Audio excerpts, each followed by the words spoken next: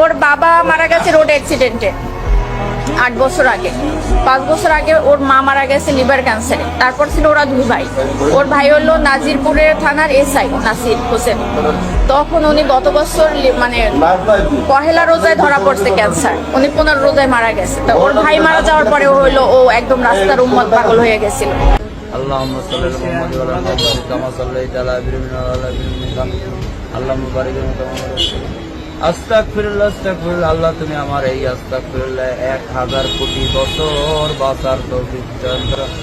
হে মহান আল্লাহ পাক রব্বুল আলামিন, দুনিয়াতে যত বালা মুসিবত আপনি